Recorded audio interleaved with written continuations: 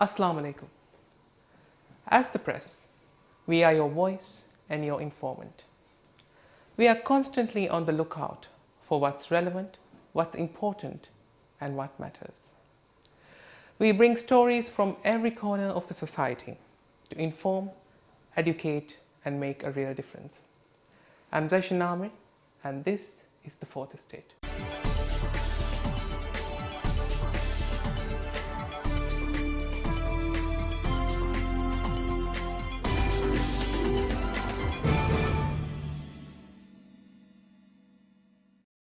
This week, we look at the health service delivery system here in the Maldives.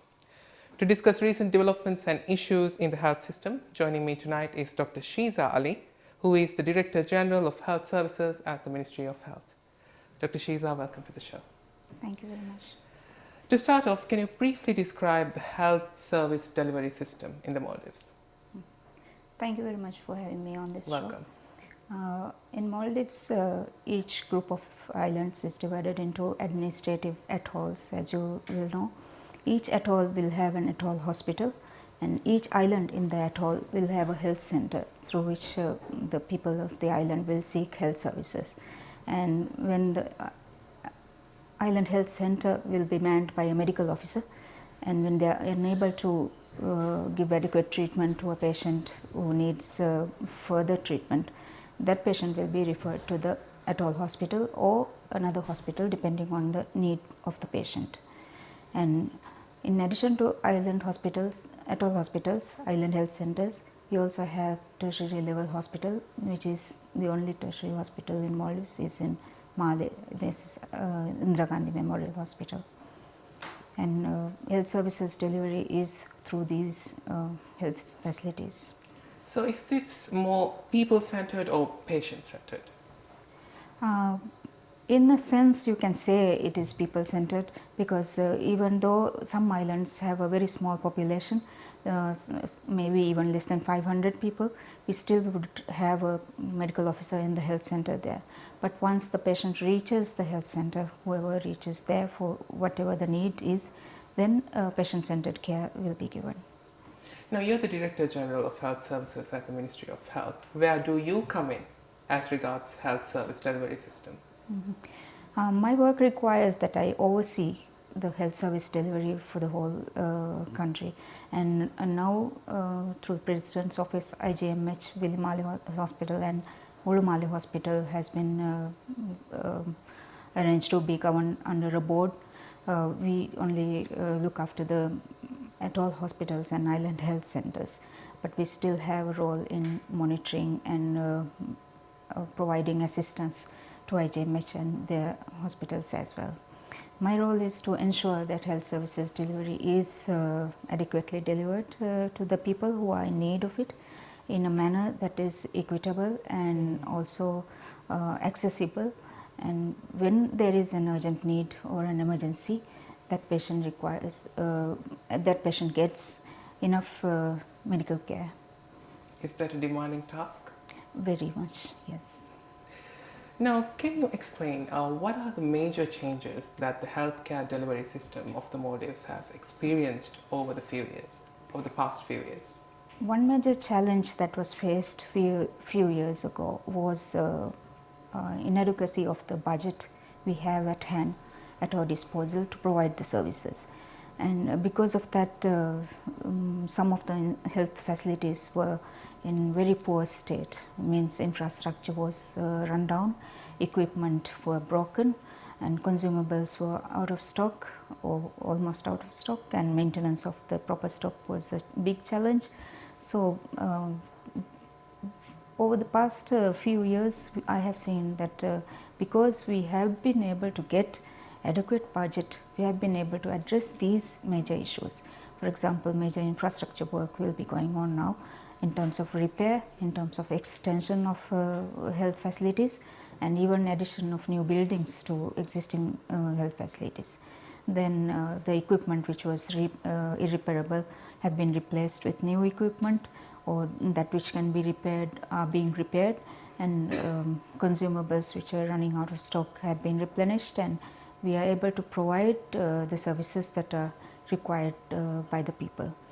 Another factor was lack of manpower, especially doctors. And now every island will have a doctor. No matter how small the population is, every inhabited island will have a doctor and a medical officer, and atoll hospitals will have specialist doctors as well. So at present we don't have much of a shortage of doctors as such, and nurses also are in adequate nurses are also adequately employed to the health sector. For example, we have about 321 medical officers working in the atolls today, and 121 specialist doctors working in the atolls. Huge number. Yes, and 143 nurses who are Maldivians have been given jobs only during the past 2 years, you can say.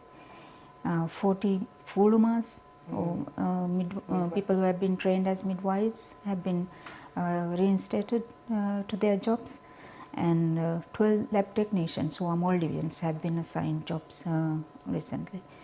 So we have a good workforce working for us, but the difficulty we face is about 80% of our doctors, especially in the atolls, are expatriates, and about 60% of our nurses are expatriates. So in terms of building manpower of our own people, of local doctors and nurses, we have a long way to go. So the ministry aims to actually localize the workforce, right? Is that one of your aims? I think every country will accept that they would like to serve a humanitarian service such as medical services by their own people. Every country would like to be treated by a Maldivian doctor, by a Maldivian nurse, and his tests he would like to be done by a Maldivian lab technician.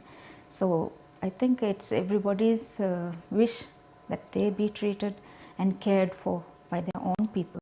So yes, we would like to have a Maldivian workforce. And of course there won't be any language barriers if we have more Maldivian doctors. Exactly. Sometimes it's difficult to communicate because of the language barrier, especially by people who are old. The younger generation, of course, most of them will speak good English, so it may not be a big problem for them. But still, even then, I think even now the most trusted doctors are Maldivian doctors. Now, what are the highlights of the ministry's ongoing projects? There are a few things that we are working on very hard. One of those things is, for example, the general practitioner service, introduction of general practitioner service throughout the country. We have been able to register our patients, much of it, in the islands, and each island, as I told you before, will have a medical officer who will be providing the medical services to the islanders. But Male is a different place altogether. So nowadays we are working very hard on introducing this service to Male. There are many difficulties we face when we are introducing to Male. For example, the government hospitals and government health facilities, including Senahia and even Nusanda, does not have enough number of medical officers who can actually work as family doctors for the whole population of Male and whole Male and Will Male, 3 islands combined. So we have to seek the help of private healthcare providers as well. So we are having meetings with the private healthcare providers, those who are running private hospitals and private clinics, and trying to come to an agreement that they also be part of this, and they also provide the general practitioners or the family doctor service to the population. So that is one project. Another project is establishment of a diagnostic center by the for the whole population. Ideally, we should have a big building where all the services are provided, but that actually will not solve the whole problem, because that will address the need for the patients of Male and maybe nearby islands. But those who are in the atolls will still have the problem unless their sample has to be transported to Male. So we are working on a system where we are arranging samples to be collected from the atolls and doing the lab tests in the atoll hospital where it is possible, and or regional hospitals where those slightly more facilities are available. And if they are not available in atoll hospitals and regional hospitals, we are trying to work out a way of bringing the sample to Male, getting it tested here, and then sending the report to them. So this is another project that we are working on. Another one is medical evacuation in place in cases of emergencies. In the islands, we have done a good job, I must say, in terms of medical evacuation during the past few years. We have 11 sea ambulances in our fleet now. These sea ambulances have paramedics who are trained, and also equipment that are that may be required for medical emergencies. And even where some atolls where they don't have the sea ambulance, we have launches, speed launches, where patient can be lifted to a place where adequate services are available. So this system has been fairly established in the islands, and we will inshallah be providing a sea ambulance to all the atolls, the services of a sea ambulance to all the atolls before the end of this year. And with this, medical emergencies, when the need is there, will be attended, and patient will be shifted to the higher hospital where facilities are available. Another project that we are working on is upgrading the services of Kurudufushi Regional Hospital and Hitudu Regional Hospital to tertiary level hospitals, which means we are adding more equipment to these places and expanding the infrastructure to accommodate more patients and provide more services from these places. And also we are adding more doctors services to these two hospitals, which were not available in the past. This is because IJMH being the only tertiary level hospital in Maldives, IJMH has to cope with a lot of difficulties because of the increased amount of demand from the place. So once we are able to provide tertiary level hospital services from Kurudufushi and Hitudu, we believe the load for IJMH will be much reduced, and IJMH can function the way it should also function. And of course, for the patients who are coming from North and South Islands, it will be very convenient for them when services are provided in these two islands, because coming to Male and getting the services is very difficult, because Male is expensive for them to stay, and also very difficult for them to come and rent a room and do their needful in Male. It will be much easier for them to go to Kurudufushi or Hitudu and rent a room or a place and then stay there and get their services. So this is another project we are working on. Another one is building of a brand new 100-bed hospital in Addu.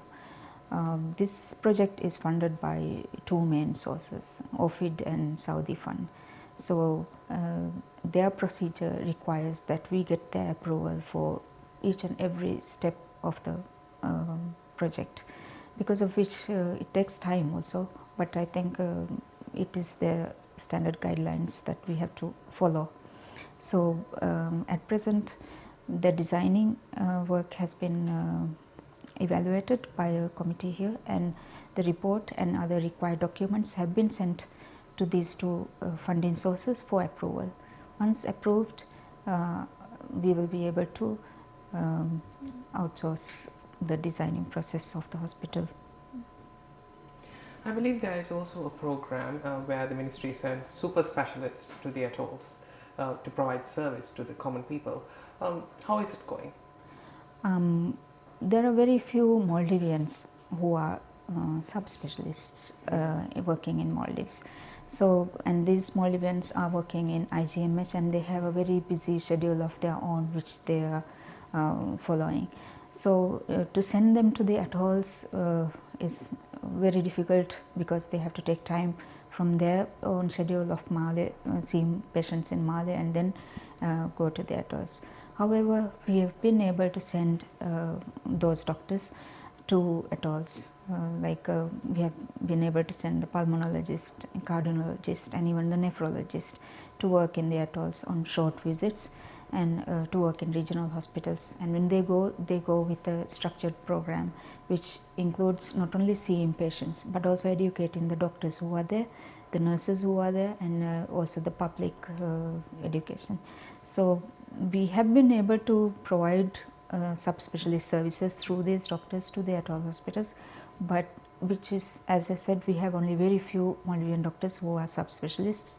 So we are bringing subspecialists from hospitals that are linked with NSPA through ASANDA mechanism, and those doctors who come from these hospitals are spending time in the atolls and seeing patients and then going.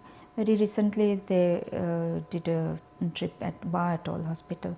They even brought an ENT surgeon, which is not a subspecialist, but since that was a need there, they were able to place him and see a lot of more than 121 patients I think were seen during 2 days of work there, and the cardiologist also saw a lot of patients from the region over there. So this way we are able to address the backlog which have been actually the patients who have been waiting for a long time for a subspecialist appointment.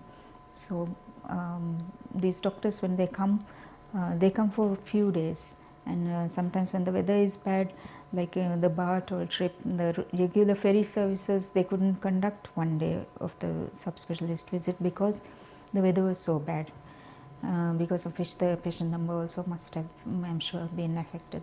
But still the patients received the program well, and it was very welcomed by the people. Now, given that all these programs and projects are underway, the highlight, of course, is the Universal Health Insurance Scheme, ASANDA, which was made unlimited by the government. How do you think this insurance scheme, the unlimited ASANDA, Husnu ASANDA, has impacted the life of the average citizen? I think if you are speaking of in terms of the average citizen, most of the people don't have to worry about ASANDA being over, even if there was a limit. But for those few who had to worry about the limit, for example, those who are chronic patients, especially heart patients and diabetic patients and even kidney patients who are on chronic treatment, they when their limit is over, it's a very big headache for them, and also some of them are quite poor. They cannot afford to get the balance money when ASANDA is over, like whatever is required. They have to think really hard and work very hard to get the money required for their services.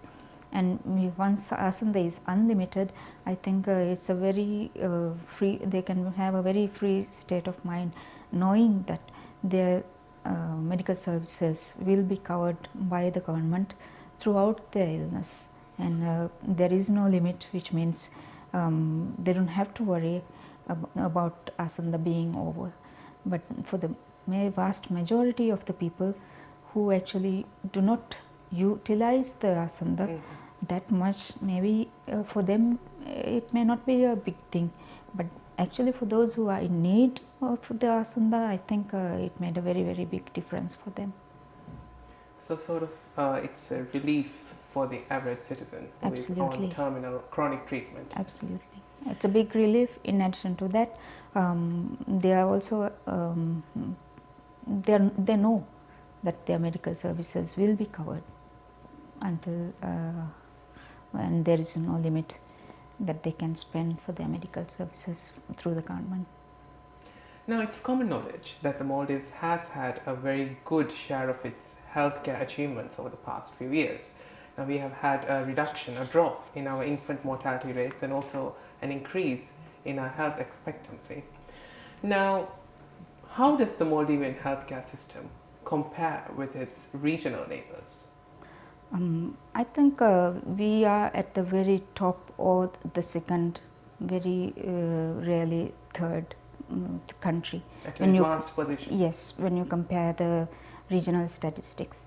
Our infant mortality rate has been dropped to 11, which was actually quite high during the 1990s, and under 5 mortality rate has been dropped to 11 as well. Maternal mortality rate is 13, and life expectancy for males is 72, and for females it's 74, which is actually a very, very high average when you compare with the regional averages. So we fare a very reasonably good position if you compare the regional countries with the status of Maldives. Now, given that we have had a certain share of our developments, we have had many achievements, the truth is that our population is increasing and the middle class is growing, and their demands are also growing concomitantly. Now, do you think that the country needs more hospitals and healthcare facilities to cope with these changing demands, or is it possible to cope with the demands with the resources we already have? I don't think we need to build more hospitals in that sense, but I'm sure we do need to give some specialized services in addition to what we are doing now. For example, our NSPA budget, most of it is spent on cardiac patients, on sending cardiac patients abroad. So if we establish services in Maldives where these services can be provided to the cardiac patients, I am sure a large chunk of the budget can be saved like this. So highly specialized services needs to be provided to the population, not because the population demands it, but because there is a real need for it. For example, several years ago, all our kidney patients used to go abroad for dialysis, which actually has been replaced by dialysis machines in Maldives now. We have several dialysis centers now. Even in the atolls we have dialysis centers, and now patients are being using these services now.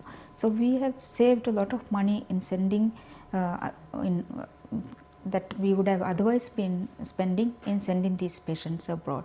Similarly, there is another need now, that is for cardiac patients. As I said, our statistics indicates that the highest mortality rates are due to cardiac diseases. Second comes cerebrovascular diseases such as hypertension, diabetes, and chronic lung diseases comes after these. So if we are to establish a cardiac center, for example, I'm sure a lot of people will get benefit out of it, and I'm sure in the long run the government will save a lot of money in establishing this place. So even if we don't make new hospitals, but we have to provide these services, and for that IGMH as it is quite congested and quite small for the, so either we expand IGMH or we make a specialized place where this service is provided. And to add to that, maybe the government saw this need, and they have actually made an agreement with a private consortium of private companies to make a new hospital in Holumale, which inshallah will be finished, completed by the end of 2017, and we will get the services from there. And this hospital, I believe, will provide many of the services which are not being provided in Maldives at present.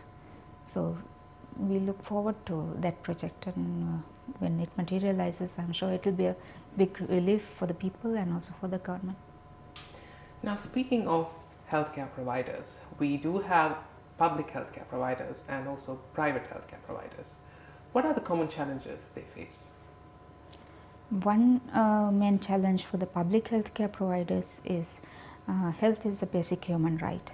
Okay. Like our constitution requires that the government provide basic health services to each and every individual of the country, which means providing services to a population where there is no economy of scale is a very big challenge, because the amount of expenditure spent on providing these services is huge, but still it is being provided. Every island will have a doctor, every island will have a health center from where basic services are provided, and in cases of emergencies patients will be shifted to higher centers. But in addition to that, for the public health care provider, for the government, the geographical distribution of the islands itself is a big challenge. Unlike other countries where you go from one place to the other through by land, we have to cross the sea, and sometimes depending on weather, it might be very rough. But medical emergencies don't wait for weather to settle down, so you have to lift the patient. So that actually becomes a very big challenge for the government. Sometimes the weather is so rough that the patient cannot be shifted on a speed launch. They have to arrange helicopter or seaplane or other facilities through which the patient is shifted. For the private healthcare providers, it's slightly different because they don't have to provide services to each and every person. They can provide wherever they need and whatever they would like to do. So in that sense, they can set up their business where they are sure that they can make a reasonable profit out of it. So for them, that challenge is not there. But still, Maldives being a small country, our population is only 341,000 people. So the private healthcare provider also faces the challenge of economy of scale.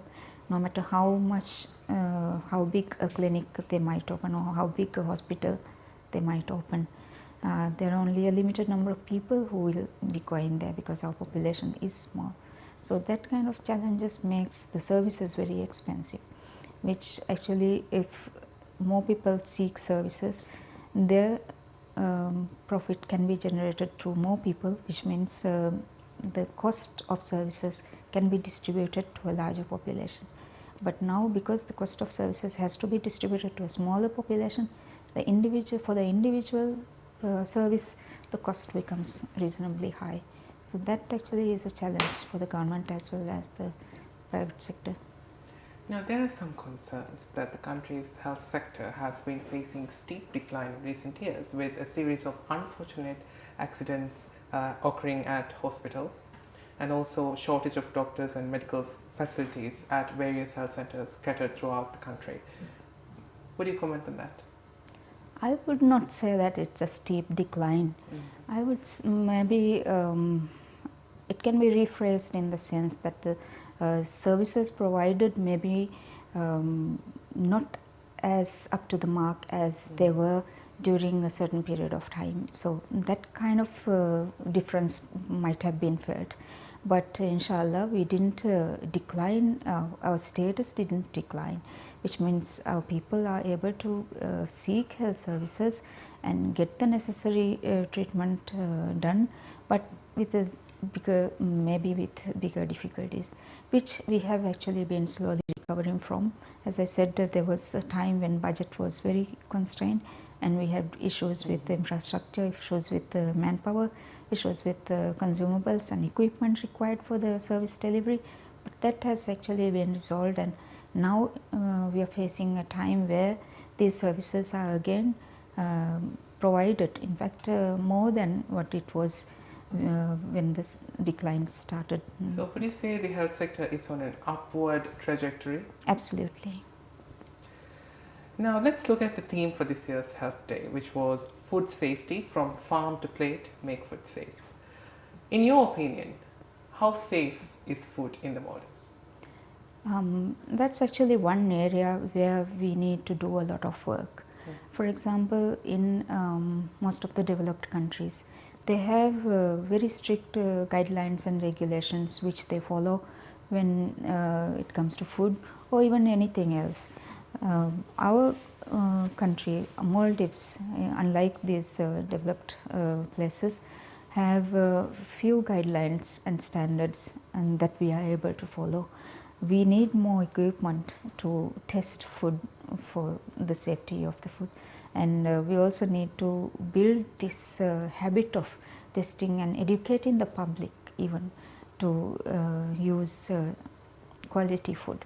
For example, we still find from time to time expired food on market shelves, which shouldn't actually happen if the public and the retailers or the businessmen are adequately educated about these things. There were also recent fears that listeria infected apples were actually found on our supermarket shelves. I don't think that is true, because we didn't find any listeria But there were infested. fears. Yes, we actually even sent apples for testing to a Sri Lankan lab, and it was tested negative. But listeria worldwide was, they said, was found in Granny Smith apples and Gala apples. These are two types of apples that are imported to Maldives also. But there was So- a certain likelihood that Listeria could have come to the Maldives. Well, we do have Gala and Granny Smith apples, Yes. but the apples which were actually listeria infested was from a certain factory, and we couldn't trace any of our shipments to that place. But still, because they were Granny Smith and Gala apples, we wanted to make 100% sure, because sometimes when rejected shipments, instead of throwing them or discarding them, they end up somehow in the markets of the developing countries. So we wanted to make sure that we don't use any such apples. That was why we sent for testing also, and we even took from the shelves shipments that were questionable during those days, but we didn't find any listeria. So in what are the Maldives. long-term measures you're putting in place to actually prevent these kinds of fears from spreading? Like the WHO and Codex, which is the Global Food Safety organization, these people put an alert once they find something, and once they realize that it has been exported to other countries, they immediately send an alert. Every country has a focal point for this information. The focal points will receive the email saying that this and this has happened, and these are the questionable food products. So we actually immediately go into action and check whether these have been imported to Maldives. Our record maintaining is at present not very strong. So it is very difficult to say like a particular thing from a particular country has been imported or not. You can say maybe we have imported apples, but from which company or which brand, it might be difficult to find out from the paperwork itself. So we have to go and physically search for these food items, and I think we need to regulate a lot more, and as I said, educate the public. Sometimes when you try to regulate, the public don't understand, and they will say many things against the regulators who are trying to do good actually. So we need to educate the public and make more strict regulations and standards through which we can actually import and use food. Our food comes from abroad. We hardly produce, only a very small percentage of our food that's on our table is produced in Maldives. So even those food that are produced in Maldives requires regulation, which means there are limits to use pesticides, there are limits to use fertilizers, insecticides. So when these things are used in excess and food is produced, we will be consuming those chemicals through the food, and that actually can cause many health hazards. So to ensure that our food is safe, as I said, we need a lot of equipment to test for fertilizers and rest of the chemicals that are likely to be in food, and we need to set up a good mechanism through which we can regulate the quality of food. But currently the mechanisms that we have are very limited, right? Yes, currently it is limited, and if there is anything in question, we have to send samples abroad for testing. Are there any potential threats to food safety or let's say food security in the Maldives in future? Unless there is something very major happening, I think our food safety and security will be something like what we are having right now. But the thing is, you never know when something might explode. For example, as I said, some farmer might produce a lot of vegetables or fruits in his farm using substandard chemicals, or maybe some chemicals that are used in excess of what he should be doing, and the consumer, when the product is on the table, I mean, the consumer doesn't know these things because it's not recognizable just like that. So when he consumes, he can fall sick. So to prevent such a hazard, I think we need to keep a lot of strict regulations in place. Yesterday we celebrated the International Nurses Day, which is celebrated around the world every 12th May, which is the anniversary of Florence Nightingale. The theme for this year's Nurses Day was Nurses, a Force for Change, Care Effective, Cost Effective. What do you have to say about this slogan? I think it's a lovely slogan. Of course, how a sick patient is cared for by the nurse makes a huge difference in terms of his medical bills, in terms of the satisfaction he gets out of the treatment he got. So it's a great slogan, and if all nurses are working to achieve this slogan, most of the patients who enter our medical institutions will walk out very happy. Now, what would be your vision for Maldives healthcare system? I would like to say that we would like to have a healthcare system where most of our manpower are locals, which means we have to build a lot of workforce in terms of training and in terms of new people being educated for these jobs, and services where our people are happy and satisfied, and also not too much, which does not produce too much of a burden on their pockets. Any messages to the public? We have reached a stage where communicable diseases are less of a problem for us, and non-communicable diseases such as diabetes, heart disease, kidney disease and hypertension, these diseases are a bigger problem for us, which means lifestyle diseases mostly. So our health depends on how we live, and I think everybody should take care of his or her own health in a better way, so that he lives a healthy life by eating good food, by exercising regularly, and by keeping away from unnecessary diseases and conditions such as obesity and other ailments which are related to the way we live. So you're saying that the public should be more cautious of non-communicable diseases than the communicable ones? The communicable diseases are less of a problem now. As I said, like once in a while we hear of dengue, and sometimes we even have gastroenteritis and diseases of the respiratory system. Although these cases are isolated, it does happen. Yes, it is of a problem. For example, if the dengue during the rainy season, dengue is a problem. So they should take care of not keeping breeding places for mosquitoes and keeping the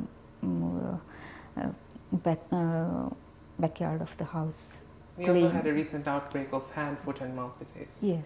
So But these occur from time to time and once in a while, kind of.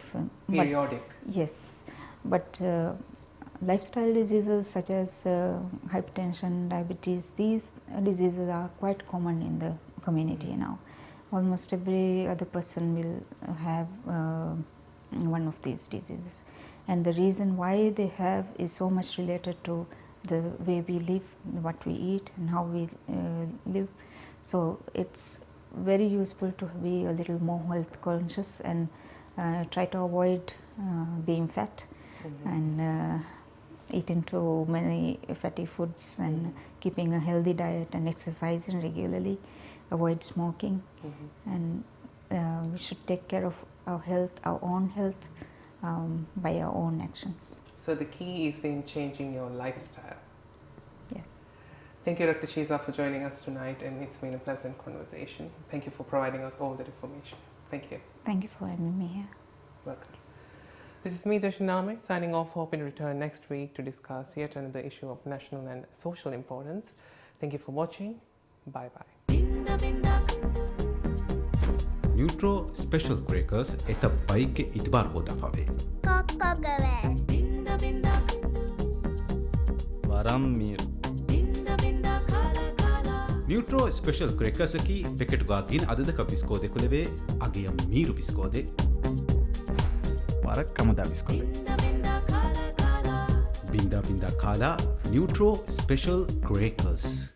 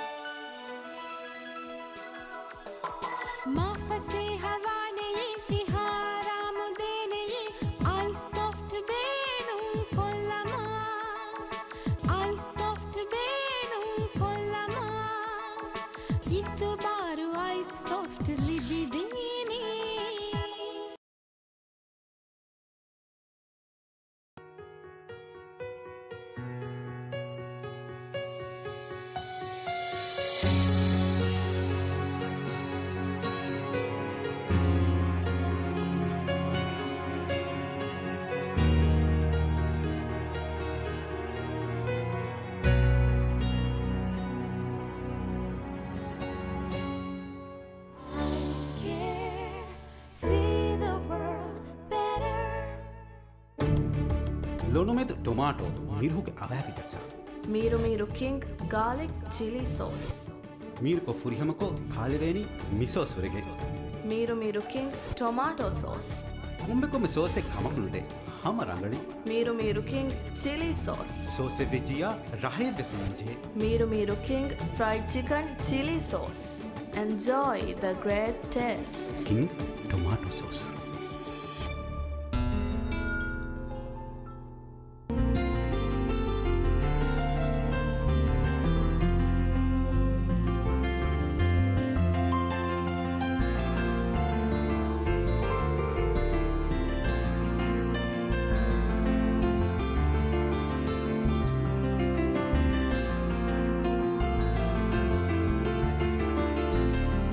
Tong Garden, imported and marketed by Miami Traders. Phone 331-8850. Sena, oba seltane monita. Ade kon sel miharu redway unga bari enha sufiyage wefari hassate rufiyan kolle.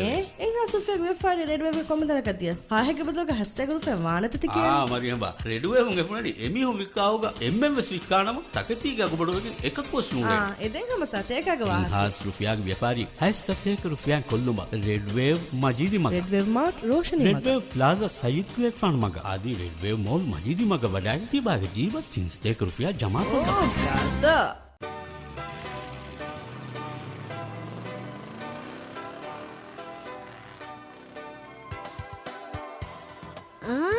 Baby like Anika was salivage.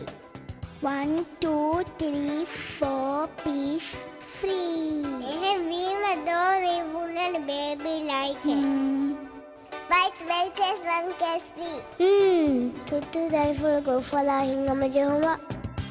Baby like Penakorama. Tirag postpaid and Nangava, Adi I like Singapore ga ufar chutti and head the column ge furset hodava. Hatar befrunang hatar doge hurum, Adi Singapore ge mashur tantam balwa levuma tuata. Tuata geterega, night safari, river cruise, gardens by the bay, Adi Universal Studio balwa levuma furset. Tirag postpaid and Nangavagan, Singapore ga chutti and head the kolava.